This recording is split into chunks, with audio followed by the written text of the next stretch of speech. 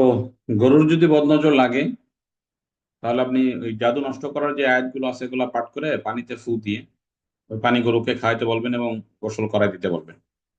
এটা চলমান রাখবেন এবং বিশেষ করে ওই পানি দিয়ে ওই যে গরুর ওয়ালান এটা ধৌত করা দিতে বলবেন দিনে 2 বার করে। তাহলে দেখবেন কয়েকদিনের মধ্যে এই সমস্যাগুলো দূর হয়ে যায় ইনশাআল্লাহ। যত পেরেশানি থাক ওটা চলে যাবে ইনশাআল্লাহ। এখন আমরা কিছু গুরুত্বপূর্ণ পয়েন্ট নিয়ে আলোচনা করতেছি। এখনো মানুষের স্বাভাবিক অবস্থায় গ্রামগঞ্জ থেকে শুরু করে শহরের মানুষ কি করে জানি না, বাকি গ্রামগঞ্জে এখনো মানুষের সাপে কামড় দিলে মানুষগুলো দৌড়ে আসে আলেমদের কাছে যারা তদবির করে বিষ নামানোর জন্য। তো সাপের বিষকে আপনি কিভাবে নামাবেন একজন মুদাব্বির হিসেবে? এই খেদমতটা আমার উস্তাদ মৌলানা আব্দুল সালাম সাহেব গত 35 বছর ধরে আমাদের গ্রামের মধ্যে সেবাটা দিচ্ছে। আলহামদুলিল্লাহ, ওনার কাছে সাপে কাটা রোগীগুলো আসলে কখনো রোগীগুলোর সমস্যা হয় নাই, সবাই সুস্থ হয়েছে আলহামদুলিল্লাহ। সেই সুবাদে ওনার একটা প্রসিদ্ধ খেদমত ছিল সাপে কাটা রোগীদের বিষ নামানো। তো তারপরে যেহেতু হুজুর প্রবীণ হয়েছেন, অসুস্থ হয়ে গেছেন, ঘরে পড়ে গেছেন, তো ওনার দেখা দেখি যে ওনার যে কাজগুলো ছিল এগুলো তো আমারও শেখার একটা জজবা ছিল। বাকি একদিন ছাত্র জামানায় তারাবির নামাজ পড়ে হুজুর তাও রমজানে তারাই গেছে ঢাকাতে মাদ্রাসার কালেকশন। আমি তারাবির নামাজ পড়ে ঘরে মোবাইল টিপতেছি, এর মধ্যে গ্রামের একজন দৌড়াইছে যে ভাই আমার বোনকে সাপে কামড় দিছে, কি করা যায় আসে। তো আমি তখন স্বাভাবিক অবস্থায় যে এই খেদমতটা যেহেতু হুজুর করে, তো এই খেদমতটা তো যেহেতু হুজুরই করে এই জন্য আমি এর প্রতি তেমন একটা গুরুত্ব কখনো দিইনি। তো কামড় দিলে এখন হুজুরে ফোন দিচ্ছেন, হুজুর ফোন ধরে না, তখন হুজুর তারাবি চলে, হয়তো হুজুর খতম তারাবিতে ছিল, আমি সূরা তারাবিতে ছিলাম। আমার পেরেশানি, রাত তখন ভালোই হয়ে গেছে, আমরা কোথায় নিয়ে ওরা দৌড়াবে। তো আমার জেহেনের মধ্যে ছিল যে আমার বাড়িতে একটা কিতাব আছে, ইসাক রহমতুল্লাহ লেখছেন তাবিজের কিতাব, ছোট করে একটা বই ছিল ইসাক রহমতুল্লাহ লেখা তাবিজের কিতাব। তো আমি আগে একবার মোতালা করছি, তা দেখছি জন্মদিন সাপের বিষ নামানোর পন্থা আছে। তো আমি বলছি "তা দাঁড়া, আমি একটু আসতেছি।" তো তাড়াহুড়া করে গেলাম, যার পরে বইটা একটু পড়লাম, পড়ে টড়ে বুঝলাম যে এইভাবে বিষ নামাইতে হয়। তো দৌড়ে গেলাম রুগীর বাড়িতে। যে আবার প্রথম প্রথম যেটা হয়, আপনাদেরও তো নতুন নতুন যারা আছেন বিভিন্ন সমস্যায় পড়বেন, তারপর আস্তে আস্তে ঠিক হবে। তারা আমরা 2-3 জন যুবক যারা ছিলাম এরা থাকলাম, বললাম যে বাকিরা বের হয়ে যান, বিষ নামাই দিতেছে। আর সবাই তো বের হয়ে গেছে, কিন্তু এখন উনি বলছে যে সাপে কামড় দিলে বাম পায়ের বৃদ্ধাঙ্গুলে রশি বাঁধতে হবে, রশি বেঁধে পরে এটা টানতে হবে, একজন দোয়া পড়তে হবে, আস্তে আস্তে বিষ চলে আসবে। কিন্তু কেমনে বাঁধতে হয় কি করতে হয় কিছু জানি না। পরে বাইরের মুরব্বী পুরুষ মানুষ ছিল কয়েকজন বয়স্ক, ওনাদেরকে বললাম যে এই সাপে কাটা রোগীদের জন্য রশি বাঁধতে হয় কিভাবে, পায়ে কেড়ে জানেন আসেন। তারপরে যে একজন বলে যে হুজুর আমি পারি, আমি দেখছি, সমস্যা নেই। পরে উনি আসলেন, উনি বা এভাবে রশি বাঁধছে, পরে আমি ঝাড়ছি, আল্লাহ তাআলার অশেষ মেহেরবানি, পরে বিষ বের করে দিছি, রোগী সুস্থ হয়ে গেছে আলহামদুলিল্লাহ। তো আসলে কিভাবে করতে হবে, এটা ধরেন রশি আমি একটা ইয়ার তার নিছি, তো এটাকে আপনার এভাবে দিয়ে যে আপনি বাঁধবেন আর কি, মোট কথা এমনি বাঁধলে ভালো হয়। বাম পায়ের বৃদ্ধাঙ্গুলে এভাবে বাঁধবেন, বাঁধার পর এটাকে একজন এরম টানবে, 2 হাত দিয়ে এরম টানবে। আমি তো 1 হাত দিয়ে দেখাচ্ছি। আর আপনি এরকম একটা গামছা নিবেন, গামছাটা কলা কুজহা ওয়ালা তাখফ সানুঈদুহা সিরাতাল উলা, এটা পড়ে ফু দিবেন গামছা, গামছা দেওয়ার পর মাথা থেকে টেনে আর পা পর্যন্ত আনবেন। আবার ফু দিয়ে পড়ে টেনে পা পর্যন্ত আনবেন, এক একবার পড়বেন, গামছায় ফু দিবেন, টেনে টেনে পা পর্যন্ত আনবেন। আর ওই লোকটা এই অবস্থায় এরকম টানতেই থাকবে, একটু গতিতে ভালো করে টানতে থাকবে। তো এইভাবে কাজটা চলমান রাখবেন 5-6 মিনিট। 5-6 মিনিট চলমান রাখলে তারপরে আপনি এবার এই বাঁধা রশিটাকে পায়ে তো বাঁধছেন, বৃদ্ধাঙ্গুলে এভাবে বাঁধছেন, এটাকে এবার এভাবে ভালোভাবে পেঁচাবেন। তো এভাবে যখন টাইট দিবেন, তো এই জায়গা তো অনেক ই হয়ে যাবে, টাইট হয়ে যাবে। তো আপনি এই জায়গায় যে কোনো একটা কাটা, বড়র কাটা হোক অথবা বড়র কাটা হলে বেশি ভালো হয়, ওইটাতে এই জায়গায় ফুটো করে দিবেন। ফুটো করে চাপ দিলে দেখবেন যে কালো রক্ত কালো হয়ে ওই বিষ ওটা বের হয়ে আসবে। প্রথমবার বের করার পরে পুনরায় আপনি আবার টানবেন, লোককে টানতে বলবেন, আর আপনি ওটা পড়ে ঝাড়বেন। ঝাড়া পড়াটা আবার পেঁচায় ফুটো করার প্রয়োজন হলে ফুটো করবেন, না হলে যেটা আছে চাপ দিবেন। যদি দেখেন যে স্বাভাবিক রক্ত আসতেছে, কালো রক্ত আসেনি, তাহলে বুঝবেন যে বিষ বের হয়ে গেছে। আর যদি স্বাভাবিক রক্ত আসে, কিন্তু কালো রক্ত আসে, তাহলে বুঝবেন যে আরো বিষ আছে। তো এইভাবে আপনি ফুটা করে সাপের বিষ বের করে দিতে পারেন, এতে রোগী সুস্থ হয়ে যাবে। তো আমরা এই পন্থায় অনেক রোগীগুলোরই বিষ নামাইছি আলহামদুলিল্লাহ। নামানোর পরে এখন যেটা বলবো এটা হলো গুরুত্বপূর্ণ কথা। এই জায়গা যারা আমার কাছ থেকে এই অভিজ্ঞতাটা শুনলেন যে এভাবে বিষ নামানো যায়, এটা কিন্তু একটা মানুষের জীবন মরণ নিয়ে খেলা।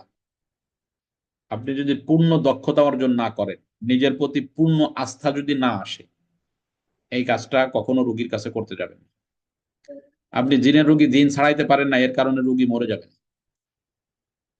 বদনজরের রোগী বদনজর দূর করতে পারেন না, রোগী মরে যাবে। কিন্তু সাপে কাটা রোগীর যদি বিষ আপনি না নামাইতে পারেন, তাহলে কিন্তু আপনার রোগী মারা যাবে। এই জন্যে সতর্কতার সাথে যদি আপনি পূর্ণ আস্থাশীল হন নিজের প্রতি, এই কাজটা করবেন।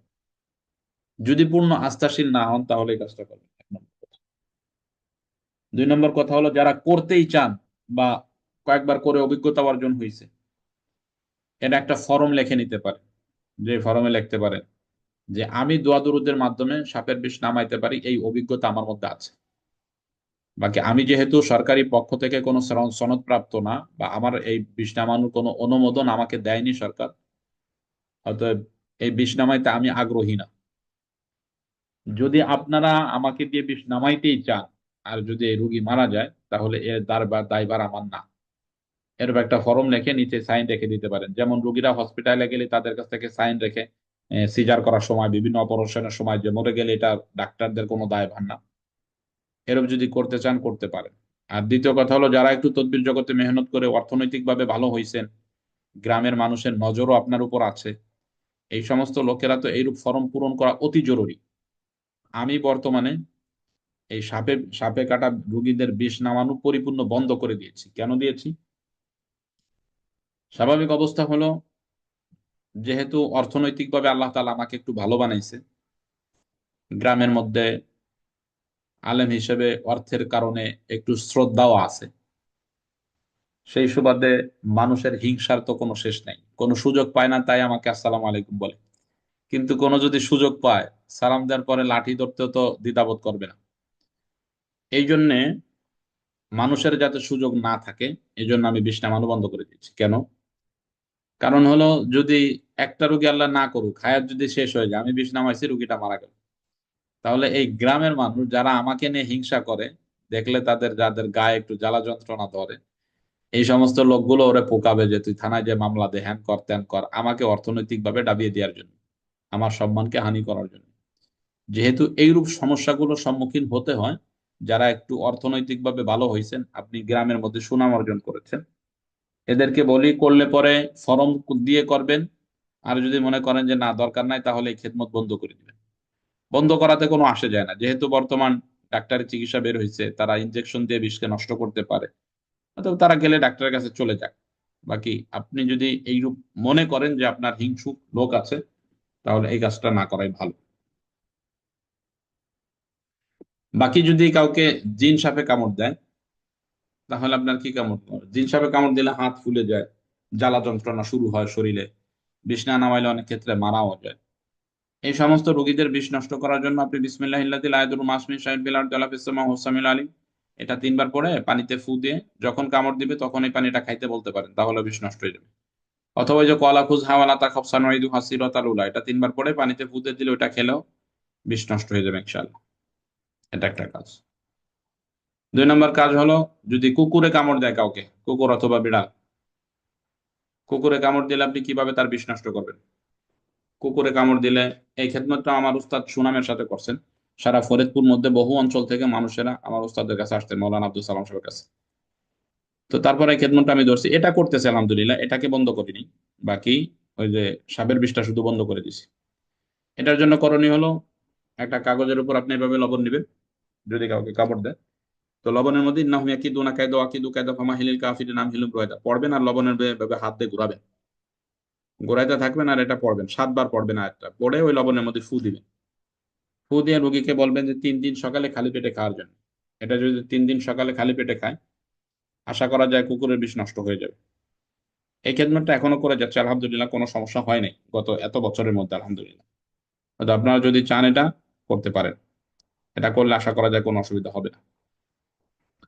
বাচ্চাদের যে আলোচনা আমরা করতেছিলাম, যে বাচ্চাদের কান্নাকাটির বিষয়, যদি শুধু আপনি রুকিয়া করে ক্ষান্ত করতে চান, যে রুকিয়ার মাধ্যমে বাচ্চাকে চিকিৎসা করতে চান, তাহলে করণীয় হলো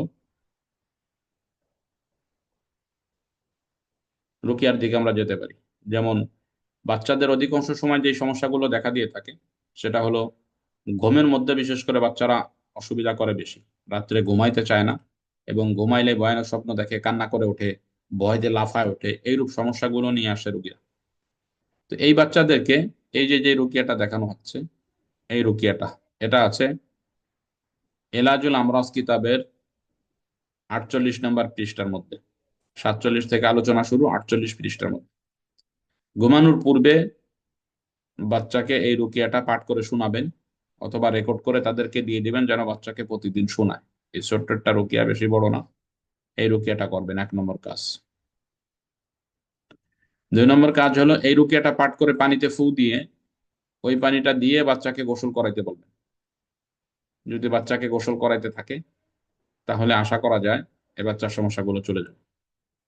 আর কান্নাকাটির জন্য যদি খালি রুকিয়া করতে চান আপনি, তাহলে এটার 89 নম্বর পৃষ্ঠা একটা রুকিয়া আছে। যারা কিতাবটা নিছেন, এলাজুল আমরাজ, এই কিতাবটা একটু কষ্ট করে পড়েন, একটা ভালো কিতাব। যদিও আপনাদের মন মতো হচ্ছে না, কিন্তু এটা প্রয়োগ করেন রুগীদের উপর, ভালো রেজাল্ট পাবেন ইনশাআল্লাহ। যত আকাবিরদের কথাগুলো আছে, এগুলাকে জমা করার জন্য চেষ্টা করা হয়েছে। ছোট বাচ্চাকে যদি জেনে আসর করে, মানে যে ভয়ানক সমস্যাগুলো করতে থাকে, তাহলে আপনি সকাল সন্ধ্যা এই রুকিয়াটা বা তাকে শোনাবেন পাঠ করে, অথবা রেকর্ড করে দিবেন যাতে তাকে শোনাইতে থাকে। এই ছোট্ট একটা রুকিয়া, এই রুকিয়াটা প্রয়োগ করবেন। এই রুকিয়াগুলো প্রয়োগ করলে বাচ্চাদের সমস্যাগুলো অতি দ্রুত দূর হয়। চিকিৎসার মধ্যে আমরা বলছি, যদিও আকাবিরদের ভাষায় কোরআন হাদিসের দোয়া লেখে শরীরে দেওয়া এবং ঝাড়ফুঁক করা উভয়টা রুকিয়ার অন্তর্ভুক্ত, তারপরেও এইগুলাতে প্রয়োগ করলে, তাবিজ লিখে দিলে যতটুকু ফায়দা পাবেন, তার থেকে এগুলা প্রয়োগ করলে আরো বেশি ফায়দা পাওয়া যায়, যদি ইখলাসের সাথে করা যায়, সঠিক পন্থায় করা যায়। এই জন্য প্রত্যেক রোগীকে রুকিয়া দিবেন, পাশাপাশি যদি মনে করেন তদবির দেওয়া দরকার, তাহলে তাতে তদবির প্রয়োগ করবেন। এই কাজগুলো করলে আশা করা যায় আপনার রোগী অতি দ্রুত সুস্থ হয়ে যাবে ইনশাআল্লাহ।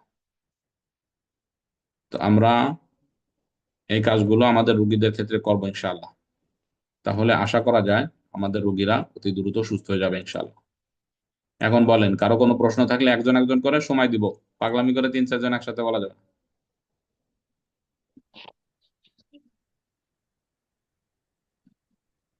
হুজুর, আমার একটা প্রশ্ন ছিল হুজুর। জি তা জিন বলেন। স্যারে কত টাকা নিতে পারি? আচ্ছা, এই বিষয়ে আলোচনা হবে, শেষের দিকে আলোচনা হবে যে আমরা কত টাকা করে নিব। আসসালামু আলাইকুম রহমতুল্লাহ। হজরত, ওয়ালাইকুম। জি। ওই আমরা যে এই সাপে কাটা রুগী যে ঝাড়বো, ওইটা টানবো না আঙ্গুল টানতে হবে? সেটা টানবো না, আঙ্গুলটা। আমরা নেটের সমস্যা, দেখা শোনা যায় না। নেটওয়ার্কের সমস্যা। ধন্যবাদ। ওই আসসালামু আলাইকুম। রশিটা নাকি আঙ্গুলটা টানতে হবে? ভাই আপনি পার্সোনাল ফোন দেন, আপনার কথা শোনা যায় না, নেট প্রচুর দুর্বল। আর একজন বলেন। আসসালামু আলাইকুম রহমতুল্লাহি ওয়া বারাকাতুহু। ওয়ালাইকুম হযরত, আসসালাম। আমার প্রশ্নটা হচ্ছে, ওই যে আপনি বলেছেন বিসমিল্লাহি তবিবান একটা দোয়া বলছিলেন, এটার সাথে যারা দুষ্টামি করে যে ত এই নকশাটা কি একসাথে দেওয়া যাবে? যাবে। আসসালামু আলাইকুম। ওয়ালাইকুম ওস্তাদ, আসসালাম। একটা প্রশ্ন হলো যে আহ, একটা তদবির দেখছিলাম, এই সাপে কাটানোর কাঁসার থালার ভিতরে 41 বার ইখলাস সূরা পাঠ করে, এটা কোন রোগীর পিঠের মধ্যে রাখলে গেলে কাঁসার থালা আটকে যায়। এটা তদবিরটা কতটুকু গ্রহণযোগ্য, বা এটা সম্পর্কে জানেন কিনা? আল্লাহু সমাদে লাগানো যায়, 41 বার পরে আল্লাহু সমাদে কাঁসার থাল লাগানো যায়, কুকুরে বা সাপের বিষের জন্য লাগানো যায়। বেস্টেজের মধ্যে ওই আলোচনা আছে। আপনি, আমি এটা কখনো প্রয়োগ করে দেখিনি। 1 নম্বরে যদি আপনি প্রয়োগ করে দেখেন তাহলে দেখতে পারেন, অনেকেই লাগায়। আমি অনেক, যারা হকপন্থী মুতাব্বির আছে এদের সাথে অনেকে হয়েছে, তারা এটা লাগায়, লাগে। বাকি আপনি যদি পারেন ট্রাই করে দেখতে পারেন, যদি আপনার একবার অভিজ্ঞতা হয়ে যায় তাহলে আপনি করতে পারবেন, কোনো অসুবিধা নেই। আসসালামু আলাইকুম। আসসালামু আলাইকুম রহমতুল্লাহি ওয়া বারাকাতুহু। জি ওস্তাদ, হযরত, প্রশ্ন। অবৈধ ছেলে যদি বয়স বেশি হয়, 18 বছর 20 বছর এরকম হয়, তাহলে এই রুকিয়া দেওয়া যাবে? কি ক্ষেত্রে?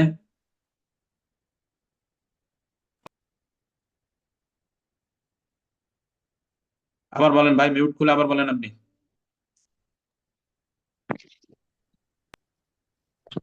সন্তানের বয়স যদি 10-12 বছর না হয়, যদি বেশি হয়, 18, অবাধ্য 20, 22 বছর এরকম হয়, তাহলে জি। অবাধ্য সন্তান, জি, আপনি প্রয়োগ করতে পারবেন। ছোট থেকে বড়, 10 থেকে শুরু করে যত বড়ই হোক প্রয়োগ করতে পারেন, রেজাল্ট পাবেন ইনশাআল্লাহ। আসসালামু আলাইকুম রহমতুল্লাহ। ওয়ালাইকুম যে আসসালাম। হযরত প্রশ্নটা হচ্ছে জি, উপরে যে তাদবীর লেখা ছিল যে ত ত ত এইভাবে একটা ছিল যে দেখলাম, এখন এই হরফগুলোর মান কি বা এগুলো কিসের জন্য লেখা হয়? এটা একটা আরবি শব্দ, এর আর মান দেখিয়ে দেবেন, এর তো মানের দরকার নেই, এটা সরাহাতান শব্দ আছে, এগুলা দিয়ে কোনো কিছু বোঝানোর জন্য ওখানে লেখা হয়নি। আরবি শব্দ, আসসালামু তাহলে আলাইকুম ওস্তাদ জি। শুধুমাত্র ত ত আরবি ত শব্দ কোরআনের ত ভাষা হিসেবে, নবীজির ভাষা হিসেবে এর মধ্যে আলাদা একটা ফাজাইল আছে। অর্থাৎ এর দ্বারা এমন না যে আমরা শয়তানের কাছে সাহায্য চাইছি বা এর কোনো জানা থাক, ফজিলত জানা রাখবে। যদি কোনো ওখানে যদি কোনো ইবারতকে মিলানো হয়, যে ইবারত দ্বারা যদি কুফরের দিকে কোনো বোঝা আসে যে শয়তানের কাছে সাহায্য চাওয়া হচ্ছে, তাহলে অসুবিধা দেখা যায়। কিন্তু যদি শুধু হরফ থাকে, এই হরফের কারণে কোনো অসুবিধা দেখা দিবে না। আসসালামু আলাইকুম হুজুর। একটা প্রশ্ন ছিল। জি, প্রশ্নটা হচ্ছে যে অনেক ক্ষেত্রে বাচ্চারা মাদ্রাসায় যাওয়ার পরে পড়াশোনা করতে চায় না, ব্রেন আছে, জেহান আছে, কিন্তু জেহানটা মানে পড়ার দিকে খাটায় না। সেক্ষেত্রে কোন তদবির দেওয়া যেতে পারে? ওই যে রব্বি জিদনি ইলমান, রব্বি জিদনি ইলমা রব্বি ইশরাহ লি, যেটা দেখানো যেটা লিখে দিলে পড়ালেখা, যারা দুষ্টুমি করে এরাও ভালো হবে, এটা ফায়দা পাবে, পড়ালেখা করবে। আচ্ছা আচ্ছা আচ্ছা, জি জি, জাযাকাল্লাহ। আসসালামু আলাইকুম রহমতুল্লাহ। জি ওস্তাদ, যে একটা প্রশ্ন ছিল। বলেন। প্রশ্নটা হচ্ছে যে আহ, যে ফলান ফলান ইবনে ফলান, যে কথাটা বলা হয়েছে ওখানে বাচ্চার নাম এবং বাচ্চার মায়ের নাম, সেক্ষেত্রে স্থান বলা হয়েছে যে ফলান ইবনে ফলানের স্থানে। এখন কি ফলান ইবনে ফলান বাদ দিয়ে সেই স্থানে, নাকি তার পরে দিলে কোনটা? আচ্ছা, প্রত্যেক বইয়ের মধ্যে যে জায়গা ফুলান ইবনে ফুলান বা ফুলানা বিনতে ফুলানা শব্দ লেখছে, এর অর্থ হলো বুঝাইতে চাইছে লেখক, আমরা যেমন ডট ডট দিয়ে রাখি, ওই ডট ডটের পরিবর্তে আরবিতে ফুলান ইবনে সুমান, ফুলান ইবনে ফুলান মানে অমুকের ছেলে অমুক। তো ওই জায়গায় আপনি ফুলান ইবনে ফুলান বাদ, ওইটা কোনো না, ওই জায়গায় আপনি নামই দিবেন শুধু।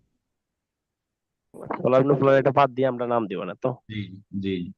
জি উস্তাদ জি, আচ্ছা, আমার যাক একটা আল্লাহ প্রশ্ন তাআলা। ছিল যে ওই যে গ্রামে যে একটা চিকিৎসা করা, যে ওই যে নাভিগুলো, ওই যে ডিম জাতীয় জিনিস দিয়ে বা ওই যে আটা জাতীয় জিনিস দিয়ে যে নাভি দিতে পরে এখান থেকে অনেক তাবিজ বের হয়, চুল বের হয়, এগুলো কি মানে করা এগুলার যায় পর কিনা? এগুলার উপর আমি যতটা গবেষণা করেছি, অধিকাংশ ধোঁকা, বানোয়াট, পাটপাড়ি ছাড়া কিছু না। আমার এতটুকু গবেষণা হয়েছে, এ নিয়ে আপনার কোনো গবেষণা করা লাগবে না, এটা কোনো সহি পন্থা না। রুকিয়ার পন্থা হলো, আপনার যদি কারো মনে হয় যে তাকে খাওয়ায় রুকিয়া করা হয়েছে, তাহলে রুকিয়ার পন্থা হলো জাদুর জাদুর আয়াতগুলো পাঠ করবেন, ইখলাসের সাথে পাঠ করবেন, ভালোভাবে পাঠ করবেন, পানির উপর ফু দিবেন। ফু দেওয়ার পর তাকে বেশি পরিমাণে ওই পানি খাইতে বলবেন, তারপরে তাকে বলবেন বমি করতে। তাহলে আশা করা যায় পেটের মধ্যে কিছু থাকলে এগুলা বের হয়ে যাবে। আর তদবিরের নির্ভরযোগ্য বইয়ের মধ্যে একটা, এটা একটা রুকিয়ার বইয়ের মধ্যে লেখা হয়েছে, ইবনে তাইমিয়ার বইয়ের মধ্যে লেখা হয়েছে এটা। আর তদ্বির তাবিজের যে বইগুলো লেখা হয়েছে তার মধ্যে লেখা হয়েছে যে ফালাম মাল কলা মুসা মা জিতুম বিসির, এগুলা লেখে পানিতে ভিজায় পানি খাবে, তাহলে পেটের মধ্যে কিছু থাকলে এটা বাথরুমের রাস্তা দিয়ে বের হয়ে যাবে। তো আমরা এই চমৎকার পন্থাগুলো অবলম্বন করতে পারি, কেন মানুষকে ধোঁকার পন্থাগুলো অবলম্বন করতে যাব? জি, আসসালামু আলাইকুম মুস্তাদ জি। আমার জি একটা জি, ওস্তাদ জি। জি, পারি না আর প্রশ্ন উত্তর দিতে। বলেন, একজন করে বলেন। ফুলান এবনে ফুলান, এই যে যাকে আমি ফুলান ফুলান এবনে ফুলান, যেখানে এখানে কি যারে আমি উদ্দেশ্য করে দেব, ওনার নাম আগে আসবে না ওর নাম যে লেখে করবে ওনার ফুলান নাম আগে আসবে? এটাও বুঝেন না ভাই, এটা প্রশ্ন করার লাগে উস্তাদের কাছে। আচ্ছা, ফুলান ইবনে ফুলানের যে অসুবিধা আপনাদের দেখা দিচ্ছে, সেটা হলো স্বামী স্ত্রীর তদবির, এবং ওই যে ভালোবাসার যে তদবির গুলো বই খাতার মধ্যে লেখা হয়েছে, কিছু ওই যে লেখক আছে না, যারা মন মতো সম্পর্কের তদবির, প্রেমের তদবির, একদিনের মধ্যে আসক্ত করে আনার তদবির, এইরূপ যারা লেখছে, এই কিতাবগুলোর মধ্যে ফুলান ইবনে ফুলান আছে। এখন এই জায়গা ফুলান ইবনে ফুলান স্বামীর নাম আগে না স্ত্রীর নাম আগে, আগে মাহবুবের নাম আগে না হাবিবের নাম আগে, এগুলা বোঝার জন্য করণীয় হলো পূর্বের অর্থগুলোর প্রতি ফলো করতে হবে। অর্থতে কি বুঝাইছে সেটা দেখে ওখানে বুঝতে হবে যেখানে কি লিখতে হবে। এটা আপনি না বুঝে মন মতো এক জায়গায় একজনের নাম লিখে দিতে পারেন না। ওই মন মতো এক জায়গায় একজনের নাম দিলে তো ফায়দা হবে না। ওই জায়গায় বুঝতে হবে যে অর্থের মধ্যে কি আসছে, এই জায়গায় কি চাইছে অর্থতে, এটা ফলো করে তারপরে আপনার ওই জায়গায় লিখতে হবে।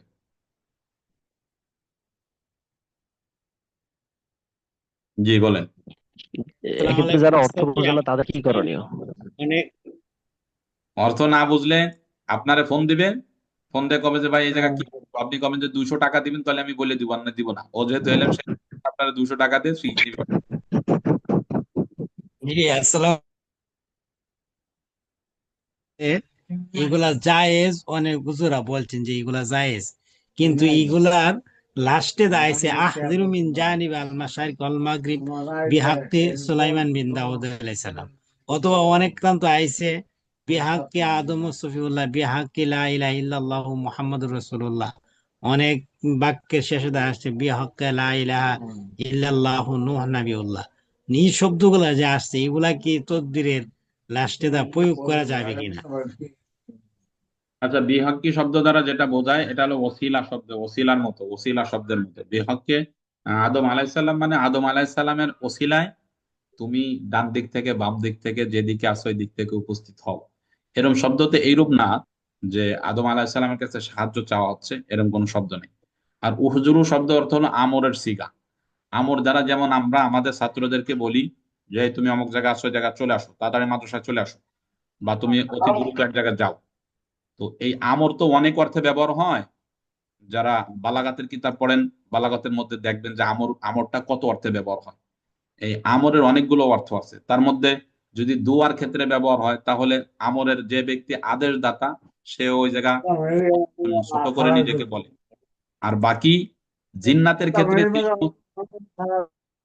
কথা বলেন কে ভাই, জিন্নাতের তদবিরের ক্ষেত্রে যে সমস্ত জায়গাতে আমরের সিগা ব্যবহার করা হয়েছে, এই জায়গা আপনি নিশ্চিত মনে রাখবেন যে এই জায়গা আমি ফেরেশতাকে এটা বলতেছি না যে ভাই তুমি আমার এই কাজটা করে দাও, আমি তোমার কাছে ছোট। বলা হয়েছে যে, যেমন বলা হয়েছে যে উহজুরু মানে তুমি উপস্থিত হও, এর অর্থ হলো আমি বিচারপতি হিসেবে আমি নিজেকে বড় মনে করে ওই জিন্নাতকে বলতেছি যে তুমি এসে উপস্থিত হও, এ কথা বলা হচ্ছে। তো এটা বললে ওই জিন্নাতের কাছে সাহায্য চাওয়া হয় না, এই জন্য এভাবে বললে কোনো অসুবিধা হবে না। এখন আপনি যদি মনে করেন যে আপনি কি ছোট মনে করে জিন্নাতরে বড় মনে করে তার কাছে সাহায্য চাচ্ছেন, তাহলে শিরকের অন্তর্ভুক্ত হবে। কিন্তু আপনি যদি মনে করেন যে আপনি আদেশদাতা বিচারক ডাকতেছেন তাকে যে তুমি এসে উপস্থিত হও, তাহলে কোনো অসুবিধা হবে না।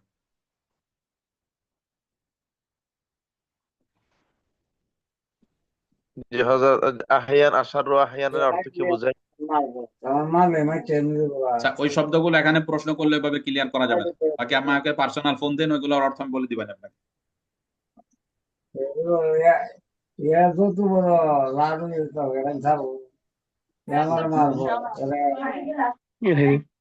ভাই যারা প্রশ্ন করি না তারা মিউট করে রাখি, বাড়ি ফ্যামিলির কথা এখানে যাতে না আসে, সকলে তো ডিস্টার্ব হবে ভাই। জি বলেন। দোহাই আল্লাহ বলা এটা কি এরকম, এটা জায়েজ হবে কিনা? বলে দোহাই আল্লাহর রাসূল, দোহাই আল্লাহর নবী, এরকম অনেকের মুরব্বিদের কাছ থেকে যখন পানি বানাতে যাচ্ছিলাম এরকম বলছে, এটা আসলে কতটুকু? তদবিরের ক্ষেত্রে এগুলো বাদ দেন ভাই। আল্লাহর নাম ব্যতীত গায়রুল্লাহর নামে কসম করা এমনি নাজায়েজ, এবং যে ব্যক্তি আল্লাহর নাম ব্যতীত গায়রুল্লাহর নামে কসম করবে তার ঈমান চলে যাবে, এটা হাদিসের মধ্যে পাওয়া যায়। যেমন আমাদের বইয়ের মধ্যে একটা তাহকিক বর্তমানে বের হয়েছে, জিনকে বশ করার আমল, যে যারা পড়তেছেন জিনকে বশ করার আমল, এটা 13 নম্বর পন্থা 11 নম্বর পৃষ্ঠায় আকসাম তো বিল কসমিল তুরিয়ানি, এই ব্যাপারে আমাদের কাছে প্রশ্ন আসছে। তো প্রশ্ন আসলে আমরা তাহকিক করলাম, তাহকিক করে দেখলাম যেটা বলা যাবে না। তো এই 13 নাম্বার পন্থা আমাদের বই যারা কিনছেন 13 নাম্বার পন্থার আমলটা কেউ করবেন না, এটা করলে গুনাহ হবে। আল্লাহর নাম ব্যতীত গায়রুল্লাহর নামে যদি আপনি কসম করেন তাহলে নিশ্চিন্তে কুফরির গুনাহ হবে। এই জন্য এই কারো নামে কসম করে তদবির করা যাবে না। ওস্তাদ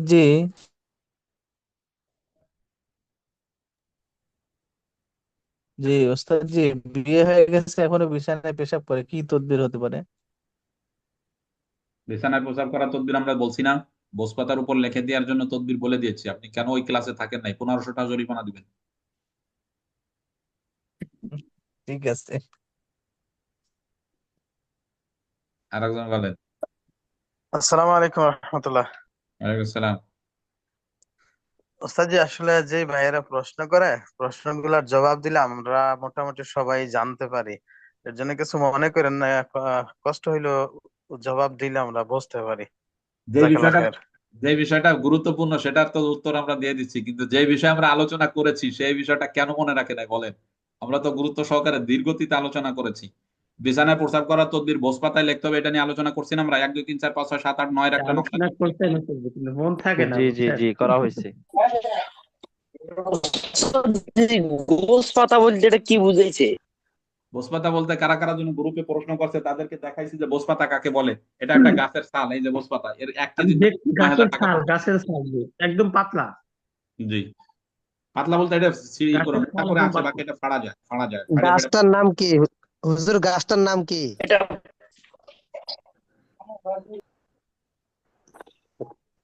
গাছের নাম জানতে চাচ্ছেন? আপনি নেটে যে সার্চ দিবেন যে ভাই বোসপাতা কি গাছ থেকে হয়, তার নাম কি, দেখবেন যে নেট আপনার, গুগল আপনার সব বলে দিবে না। গুগল হুজুর।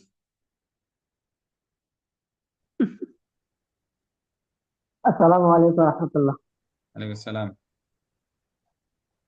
হুজুর, আমার একজন হুজুরের ছেলে আছে, তো বাচ্চাকে যতগুলো রিপোর্ট আছে ডাক্তারের সব টেস্ট করানো হয়েছে, কিন্তু বাচ্চাটা উপর দিকে চায়া থাকে, পা গুলা নিচে উঠাইতে বসতে পারে না। আর যতগুলা ভাত আছে, খাবার যে রান্না করার মা যখন জ্ঞান পায় সব ভাত খাওয়া ফেলায়। বাচ্চার বয়স 2 বছর হয়েছে মাত্র, কিন্তু ও যে অনেক কাঁচা খাবার দিতে হইব, নাইলে আর শান্ত হয় না। ওকে ভিডিও কলে দেখতে হবে, না দেখে কোনো সিদ্ধান্ত দেওয়া যাবে না। জি, আসসালামু আলাইকুম ওস্তাদ জি। যদি আমার অনুমতি হয়, আমি আগামীকাল ক্লাসে কিছু মন্ত্র উপস্থিত করার জন্য যদি আনফির অনুমতি হয়, এগুলা প্রয়োগ করলে কাজ হয়। যে নাতে আমি মন্ত্রগুলো আনছি ওগুলা কাজ হয় ওনার ওগুলাতে প্রয়োগ করলে। এখন এগুলা জায়েজ কি না জায়েজ এই বিষয়ে যদি কিছু বলতেন তাহলে। মন্ত্রের বিষয়ে আপনাকে বলি, শোনেন। তদবির জায়েজ হওয়ার জন্য নীতি হলো কোরআনের আয়াত, হাদিসের কোনো দোয়া, অথবা আরবি ভাষায় লেখা কোনো দোয়া হতে হবে যেটা উলামা ইকরাম লেখছে, অর্থ ভালো আছে। অথবা এমন কোনো ভাষায় হতে হবে যেই ভাষাটা অর্থটা, মাফহুমটা, উদ্দেশ্যটা বুঝে আসে, এমন কোনো ভাষায়। এবং এই ভাষাগুলোর মধ্যে এমন কোনো শব্দ থাকতে পারবে না যেই শব্দগুলো শয়তানের কাছে, গায়রুল্লাহর কাছে সাহায্য চাওয়া হয়েছে। এইরূপ যদি না হয়, ওই কবিতার মতো কিছু মন্ত্র পড়েন যেই জায়গাতে আল্লাহ তাআলার নাম সুন্দর করে চমৎকার করে কোনো কিছু বোঝানো হয় নাই, ওই যে যেই ছোটি বইগুলো মন্ত্রের বই পাওয়া যায়, এইগুলা যদি পড়েন, নিঃসন্দেহ সেরে কি গুনাহ হবে, এর মধ্যে কোনো সন্দেহ নেই। আর আপনি কেন কোরআনুল কারীমের এতগুলো আয়াত বাদ দিয়ে, যেই কোরআনের ব্যাপারে আল্লাহ তাআলা বলছে যেগুলা শেফা, এগুলা বাদ দিয়ে কেন আপনি ওই মন্ত্রটার দ্বারস্থ হবেন? 2 নম্বর কথা। 3 নম্বর কথা হলো, আপনি বলতেছেন কাজ হয়। কাজ হওয়ার ক্ষেত্রে নীতি আপনাকে বলি, আপনি আজকে থেকে নিয়ত করবেন যে খালি যেহেতু রোগী আসবে তারে মাটি ভরে তদবির দিয়ে দিব, যে তাবিজের মধ্যে মাটি ভরে দিয়ে দিব, খালি মাটি দিতে থাকবেন। তাও দেখবেন যে আপনার 10টা রোগীর মধ্যে 5টা রোগী, 6টা রোগী সুস্থ হয়ে যাবে। কিন্তু ভাই, সুস্থ হওয়াকে চিকিৎসা বলে না, অভিজ্ঞতা অর্জন করে চিকিৎসক হওয়াকে চিকিৎসা বলে। বিষয়টা বুঝছেন আপনি? আপনি যদি একটা গাছও প্রত্যেকজনকে একই গাছ দেন যে এই একটা জিনিসই আমার চিকিৎসা, তাও দেখবেন আপনার বহু রোগী সুস্থ হয়ে যাবে, কিন্তু একে চিকিৎসা বলে না। চিকিৎসা হলো, চিকিৎসা জগতের প্রবীণ থেকে, আদি থেকে শুরু করে এই পর্যন্ত কোন দোয়াগুলো প্রয়োগ করা হয়েছে, নবীজি কোন দোয়া প্রয়োগ করছেন, কিতাবের মধ্যে কোন দোয়া পাওয়া গেছে, এবং কোন রোগের জন্য কোটা প্রযোজ্য হয়েছে, এইগুলা যখন আপনি গবেষণা করে বের করে কোরআন ও সুন্নাহর আলোকে চিকিৎসা করবেন, এটাকে চিকিৎসা বলে। আর আপনি যেটা বলতেছেন ওটাতে সুস্থ করতে পারবেন, সন্দেহ নাই, কিন্তু ওই সুস্থতাকে চিকিৎসা বলে না, এই জন্য ও এড়াইতে হবে। আমরা এত সুন্দর দোয়া বলতেছি, আপনার কি এরপরেও মনে হয় যে এই দোয়াগুলো থেকে ওই মন্ত্রগুলো বেশি মাহবুব, বেশি পছন্দনীয় মনে হয়েছে আপনার কাছে?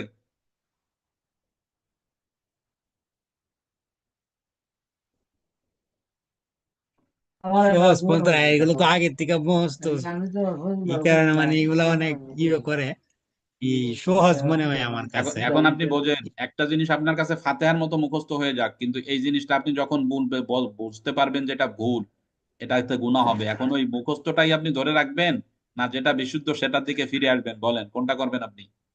এই সিদ্ধরিটার দিকে তুই হুজুর, মানে এখন কোরআন আপনার ওই হাদিসের আলোকে যেগুলো আছে আপনার ওই এগুলো মুখস্থ থেকে সব, আসার জন্য মুখস্থ সব হুজুর বাদ দিতে আপনি হবে। যাতে কোনো শিরকি বা কোনো নাজায়েজ বিষয়ে যাতে না যায়, এই কারণে তো আনতের কাছে আসা জি উস্তাদ জি, জি। নাইলে তো আমরা এইগুলা নিয়ে পড়ে থাকতাম। ঠিক উস্তাদ আছে। জি, ওনার দু একটা মন্ত্র শোনা যেতে পারে না? আচ্ছা, আপনার কাছে বই আছে, শুনান। একজন শুনতে চাচ্ছে মন্ত্র, আমাদের কয় মিনিট সময় আছে দেখি? 9 মিনিটের মতো আছে। আচ্ছা দেখি। জি উস্তাদ জি, আমি তো আজকে ডায়েরি নিয়ে আসি না, আপনার অনুমতি হলে কালকে আমি এটা নিয়ে আসবো। আচ্ছা, তাহলে কালকে আমার আমাদের ডায়েরিতে দেখাবেন যে কি মন্ত্রগুলো আপনি পড়ছেন, আমাদের দেখাবেন, ঠিক আছে? জি, আসসালামু আলাইকুম। আরিজু আলাইয়া রুকাকুম, হাদিসের মধ্যে আছে না, তোমরা কি দিয়ে রুকিয়া করো, দাও দাও একটু সামনে, নবীজি বলছে দাও। কারণ আমরা কালকে দেখি। আসসালামু আলাইকুম রহমতুল্লাহ বারাকাতুহু। হযরত, আমার একটা প্রশ্ন। আমি একটা মসজিদের জায়গা কেনার জন্য আমরা তার কাছে অনেক রিকোয়েস্ট করলাম, সে জায়গা দিতে চাচ্ছে না, কিন্তু এটা অত্যন্ত সকলের জন্য জরুরত। এক্ষেত্রে আমি কি তার জায়গাটা বন্ধ করে দিতে পারি, যে যাতে করে বিক্রি টিক্রি না হয়? ভাই জায়গা তার এখতিয়ার আছে, খিয়ার আছে, যার যার জায়গা বেচা কেনা তার খিয়ার আছে, সেই ইচ্ছা করলে আপনাকে দিতে পারে, নাও দিতে পারে, সেটা মসজিদের জন্যই করেন, বাড়ির জন্য করেন, আর যার জন্যই করেন, এটা তার এখতিয়ার। এই এখতিয়ারের মধ্যে আপনি দিতে পারেন। আপনি তাকে ওয়াজ করতে পারেন, তার দিল নরমের জন্য দোয়া করতে পারেন, কিন্তু তার এটাকে আপনি খর্ব করতে পারেন না।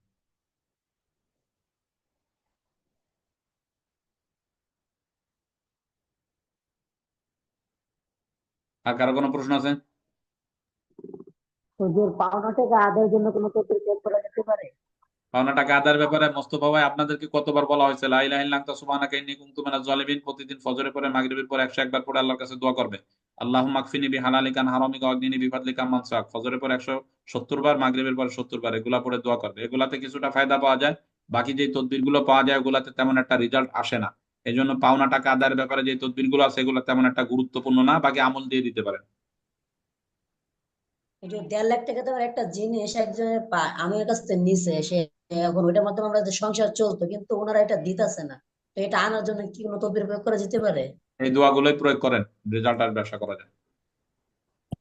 আচ্ছা, বাল আসসালামু তো আলাইকুম। সিরুনাল হায়াতাদ দুনিয়া 54 কোটি বা 52 কোটি 20, আমার নবীর কালেমার গুলো করিলাম নিমিষ কালেমে তৈবা লা ইলাহা ইল্লাল্লাহ, বাবা বাতাসের জন্য এই দোয়াটা কি করা যেতে পারে? 52 কোটি 53 কোটি যা কইলেন ওদের কি বুঝাইছেন তাই কন। তো যেটা বেল বাবা বাতাসে এতগুলা বেল বাবা বাতাস 54 কোটি বা 52 কোটি 20 এরকম বেলা আছে নাকি? আমার নানা শিখাইছিল এই দোয়াটা। বাদ দেন, ওই নানা কোনো এলেম ছিল আপনার নানার যে আপনার নানা 52 কোটি বিষ দিবে? আসসালামু আলাইকুম এর হুজুর, কেমন? আমার একটা প্রশ্ন ছিল। বলেন। আমার প্রশ্ন হলো, হুজুর আজকে ক্লাসটার মধ্যে অনেক ইম্পর্টেন্ট কথা হয়েছে, দেখা যায় অনেক সময় মনে থাকে না, ভিডিওটা আপনি দিয়ে দিয়েন না গ্রুপে, খুব ভালো হইব। কোন দিনের ভিডিও আপনি পান নাই, সেই দিনের তথ্য দেন আগে আমাদের কাছে। না হুজুর, আরিম নাজান হুজুর, প্রথমে আমি ক্লাস করতে পারি না, আমার বাচ্চা অসুস্থ, তাই আমি একটু এইমাত্র হসপিটাল এসে অর্ধেকটা ক্লাস করতে পারছি। আচ্ছা আমি একটু ঠিক আছে, দ্রুত ভিডিও কাজ দিয়ে করছি। দেওয়া হবে ইনশাআল্লাহ, ভিডিও দেওয়া হবে, সমস্যা নেই ইনশাআল্লাহ। আচ্ছা আচ্ছা। আসসালামু আলাইকুম। জি ওস্তাদ জি, আমার একটা প্রশ্ন আব্বু ছিল। আব্বু আচ্ছা, বাকিটা পরে দেখি। আমাকে একটা প্রশ্ন করছিল একজনের, যে সে তার বাচ্চারা পড়ালেখা মনোযোগ নাই, এখন এই ক্ষেত্রে আমি আমল দিতে পারি নাকি তদবির দিতে পারি? সে আমার কাছে দুইটাই চাইছে, যে আমল আছে কিনা বা তদবির দেওয়া যাবে কিনা, এখন আমি কি করতে পারি? ওই আমলের ক্ষেত্রে তো তাকে বলবেন যে আমলের ক্ষেত্রে ওনাকে বলবেন যে ওই যে ওয়াসলিহ লি ফি যুররিয়াতি, এটা পড়ার জন্য বলবেন ফজরের পরে মাগরিবের পরে। আর আপনি ওই যে রব্বি জিদনি ইলমা রব্বি ইশরাহ লি, এটা পানিতে ভিজায় খাওয়ার জন্য দিবেন। এগুলা দিলে যে কেউ নিবে, কোনো অসুবিধা নেই, আপনি এটা প্রয়োগ করতে পারেন, কোনো অসুবিধা হবে না, ইনশাআল্লাহ ভালো হবে, আশা করা যাচ্ছে। আসসালামু আলাইকুম রহমতুল্লাহ। ওয়ালাইকুম আসসালাম। জি ওস্তাদ জি, যে এই বইগুলা আমি সৌদি আরব থেকে ওই জায়গায় পড়তাম, এগুলা দিয়ে মোটামুটি পড়তাম, এবং আলহামদুলিল্লাহ কিছু কাজও হইতো। এইগুলা আমি পড়তাছি। স্যার আপনার কিতাবগুলা আমি পিডিএফ গুলা দেখতাছি, আহ এগুলা শুধু পইরাই করি, কোনো আপনার ডাকতে না করছে। রুকিয়ার বই কি বই, নাম কি? নাম কি? এটা হইতেছে আপনার শেখ জিব্রিনের। আরেকটা আছে আপনার খালেদ ইবনে হিসনুল মুসলিম এর লেখক যিনি, ওনার একটা বই আছে। এরকম 3টা 4টা বই আছে ওস্তাদজি। আর কি নাফসিকা ওয়া আহলিকা বিনাফসিক। আচ্ছা, এই বিষয়টা এবার শোনেন, যারা রুকিয়া নিয়ে শুধু কাজ করে, রুকিয়া, শুধু রুকিয়া, এদের বইগুলোতে অধিকাংশ বই আলহামদুলিল্লাহ কম বেশি মানে তাবেইনদের প্রজন্ম থেকে এই পর্যন্ত রুকিয়ার উপর যারা নির্ভরযোগ্য বই লেখছে, কম বেশি একটু গোটাগুটি করার সুযোগ আল্লাহ তাআলা দিছে আলহামদুলিল্লাহ। বাকি রুকিয়ার বই থেকে যেটা বুঝাইছে, অধিকাংশ রাকিদের মূল বৈশিষ্ট্য হলো, তাদের কথা হলো রুকিয়া পড়তে থাকবে, জিন যদি আসে, চলেও আসে, তাহলে পড়েই ছাড়াইতে হবে। কিন্তু আমরা সরজমিনে যখন কাজ করতে গেছি, কাজ করতে যাই দেখছি যে রুকিয়া যদি পড়া শুরু করি, জিন যদি চলে আসে, আমরা যদি রুকিয়া বন্ধ করে দিয়ে তার সাথে বিচারকের কেন্দ্রে, আমি যখন বিচারক হিসেবে তাকে যদি বলি তুমি কেন এসেছো, তোমার নাম কি, তোমার পরিবার কে কোথায় আছে, এভাবে যদি বলি, তাকে যদি ধমকাই এবং যদি শারীরিকভাবে কিছু শাস্তি প্রয়োগ করি, এই রুগীটা যত দ্রুত সুস্থ হয়। শুধু রুকিয়া করে, আয়াতগুলো পাঠ করে, ওকে স্পর্শ না করে, কোনো ধমক ঠমক না দিয়ে শুধু রুকিয়া করতে থাকলে অনেক জিন্নাতের ক্ষেত্রে, ভয়ানক জিন্নাতের ক্ষেত্রে তেমন একটা ফায়দা ফলপ্রসূ আমরা পাই না, ফলপ্রসূ হয় না। না হওয়ার কারণ কি হতে পারে গবেষণা করে দেখছি, সেটা এই কারণটা এটা হতে পারে যে আমার আমল ভালো না, যার কারণে আমার পড়ার প্রভাবটা জিন্নাতের উপর তেমন পড়তেছে না, এটা হতে পারে। যেহেতু অসুবিধার সম্মুখীন হচ্ছি, অর্থাৎ যদি কারো ক্ষেত্রে জিন হাজির হয়ে যায়, তাহলে আপনি রুকিয়া বন্ধ করে শাস্তি প্রয়োগ করেন, তাহলে আপনার রোগী অতি দ্রুত সুস্থ হবে। আমাদের বাংলাদেশে যারা রাকি আছে, যারা শুধু রুকিয়া করে, এরকম অনেক রোগী গেছে তার কাছে, যাওয়ার পর যখন জিন্নাত আসছে, উনি বলছে যে আমার জিন্নাতের উপর ওইভাবে আলাদা বলে কথা বলে তাকে বিদায় করার কোনো নীতি আমার এখানে নাই, রুকিয়াই করতে থাকবো যত সময় পর্যন্ত না যায়। পরে ওনার রুগী তো মরে যায়, জিন্নাত তো প্রতিদিন পাগলামি করে, নিরুপায় হয়, শেষ পর্যন্ত আবার আমাদের কাছে আসার প্রয়োজন দেখা যাচ্ছে।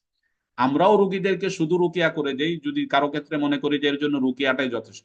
রুকিয়া করার মধ্য দিয়ে যদি দেখি যে কখনো জিন্নাত হাজির হয়েছে, তাহলে তাকে চরম শাস্তি দিই, এবং প্রয়োজন হলে আরো যে পন্থাগুলো আছে, অবলম্বন আছে, এগুলা করি।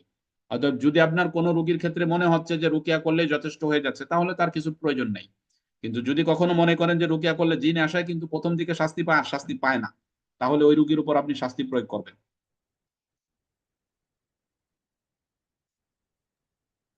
জি ওস্তাদ, জাযাকাল্লাহ খায়ের। আসসালামু আলাইকুম উস্তাদ জি, মুখস্থ জিহিন বিদ্যা বাড়ানোর জন্য কি করা যায়? কেমন আছে? কালকে বলা হবে ইনশাআল্লাহ। ওস্তাদ জি, আমার একটা প্রশ্ন হলো, আল্লাহুম্মা আকফিনি বিহালালিকা এটা হলো, আমি তো দেখলাম যে শুক্রবারে 70 বার পড়ার কথা বলছে, এটা আপনি বলছেন প্রতিদিনই সকাল সন্ধ্যা পড়তে হবে। আমরা তো আপনাকে ধনাট্যবান হওয়ার জন্য, টিনের ঘর থেকে বিল্ডিং আসার জন্য বলছি যে প্রতিদিন, প্রতি জুমার দিনে, জুমার নামাজ, ফরজ নামাজের পরে 70 বার করে পড়বেন, যাতে আপনার টিনের ঘর বিল্ডিং এ রূপান্তরিত হয়, এই জন্য। আর পাওনা টাকা আদায়ের জন্য বলছি যে প্রতিদিন ফজরের পরে, মাগরিবের পরে 170 বার করে পড়ে আল্লাহর কাছে দোয়া করবে যেন পাওনা টাকা ফেরত পাওয়া যায়। ঠিক আছে? আসসালামু আলাইকুম হুজুর। মুনাজাতের আগে না পরে করতে হবে? ওয়ালাইকুম সালাম। তো দোকানে বেচাকেনা বৃদ্ধির জন্য কোন আমলটা করতে পারি হুজুর? কত দোকানে বেচা কেনা বৃদ্ধির জন্য তো বলছি, সহজ আমল হলো দোকানে বেচা কেনা বৃদ্ধির জন্য ফজরের পরে উস্তাদ জি, আমি মোহাম্মদ সিকান্দার, একটু সিকান্দার, আপনি ফোন দিবেন আমারে, পরে আপনার সাথে আপনারা বলে দিব যে কি কি করবেন আপনি, সমস্যা নাই। আচ্ছা, ক্লাস আজকে এ পর্যন্ত কোন শেষ। আমলটা? ক্লাস হওয়ার কথা হলো 10টা পর্যন্ত, হয়ে গেছে 10টা 15। আর কত সময় থাকা যাবে? এত সময় থাকা যাবে না। উস্তাদ উস্তাদ জি, হুজুর একটু দেখেন ব্যাখ্যা করেন আপনার যে অনেক কিভাবে উদারতা, বরকত এটা সফলতা আপনার পাওয়া যায়, মনের একটু বলেন। উদারতা, আলহামদুলিল্লাহ। সবাই যদি কথা বলেন তাহলে কেমন করে হবে? একজন করে আজকে ক্লাস এ একটা পর্যন্ত বন্ধ শেষ। হবে না। যাদের প্রশ্ন আছে গ্রুপে করেন, তারপরে থাকবেন। ঠিক আছে। আসসালামু আলাইকুম ওয়া রাহমাতুল্লাহ।